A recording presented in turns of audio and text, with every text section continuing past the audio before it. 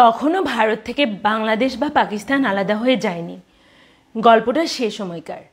একবার আমেরিকা থেকে একজন বিচারক ভারতবর্ষে এলেন। এসেই তিনি এক প্রফেসরের সঙ্গে এক মামলার বিষয়ে দেখা করতে গেলেন। বিভিন্ন বিষয় নিয়ে আলাপ আলোচনা করতে করতে একসময় সেই বিচারক প্রফেসরকে জিজ্ঞেস করলেন, আমি অনেক পড়াশোনা করেছি ঠিকই, কিন্তু আমার মনে হয় আমার জ্ঞানের পরিমাণ খুবই সীমিত। তাই আমি আপনার কাছে কিছু শিখতে চাই। এই ব্যাপারে কি আপনি আমাকে সাহায্য করতে পারবেন? প্রফেসর তো বিচারকের কথা শুনে ভাবলেন যে এই বিচারক এমনিতে তো ইংলিশম্যান, তার উপর অনেক পড়াশোনা করেছেন, উপরন্তু তিনি একজন অহংকারীও। তাই কি উত্তর দিবেন বিচারকের কথায় সেটাই প্রফেসর ভাবতে লাগলেন। ভাবতে ভাবতে তিনি তার নোট খাতা থেকে 2টো পৃষ্ঠা বিচারককে দিয়ে বললেন, আমি তো জানি না যে আপনি কি জানেন বা কি জানেন না, তাই আপনাকে আমি 2টো পৃষ্ঠা দিলাম। এই 2টো পৃষ্ঠার একটাতে আপনি লিখুন আপনি যা যা জানেন, আর একটাতে লিখুন আপনি যা যা জানেন না।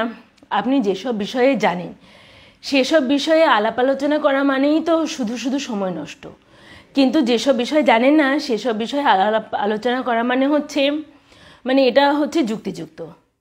তাই আপনি লিখুন।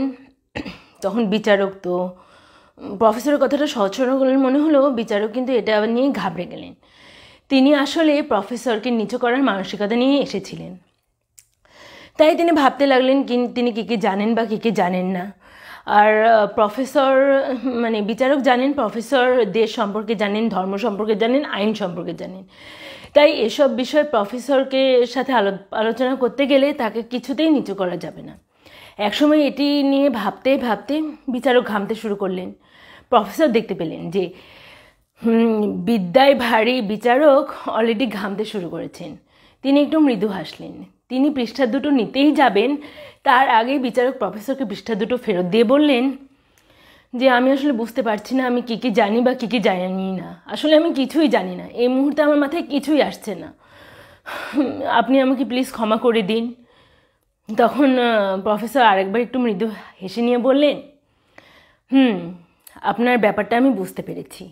শুনুন, যদি আপনি সত্যি কিছু জানতে চান সবার আগে আপনার মাথায় এই ব্যাপারটা ঢুকাতে হবে যে আপনি আসলে কিছুই জানেন না। কিছু কিছু হয়তো জানেন কিন্তু সব কিছুই আপনার নলেজে নেই। তাই যদি এই ধারণাটা আপনার মাথায় ঢুকে যায় তাহলে আপনি পৃথিবীর যে কোনো কিছু থেকে জ্ঞান আহরণ করতে পারেন। দ্বিতীয়ত, আত্ম অহংকার বোধ। আপনি যা যা জানেন তা নিয়ে কখনোই আপনাকে অহংকার করা যাবে না। এই পৃথিবীর বিভিন্ন কিছু থেকে আপনি জ্ঞান আহরণ করতে পারেন। সেটা কোনো ব্যক্তি হতে পারে, কোনো বস্তু হতে পারে বা কোনো প্রাণীও হতে পারে। এই যেমন ধরুন না, রাস্তার ওই পাগলটা যে সারাদিন রাস্তায় ঘুরে বেড়ায়, তার কাছ থেকেও কিন্তু আপনার কিছু শেখার আছে। শুনে তো বিচারক অবাক হলো যে কী শেখার আছে। এই যে সেই পাগলের কোনো দুঃখ নেই, সে সারাদিন হাসি খুশি থাকে, প্রাণ চঞ্চল থাকে, তার মধ্যে কিন্তু দুঃখ বিষয়টা নেই। তার কাছ থেকে আপনি হাসি খুশি থাকার ট্রিক্সটা শিখে নিন। আমি কিন্তু আপনাকে তার মতো পাগল হতে বলছি না। আশা করি আপনি বুঝতে পেরেছেন।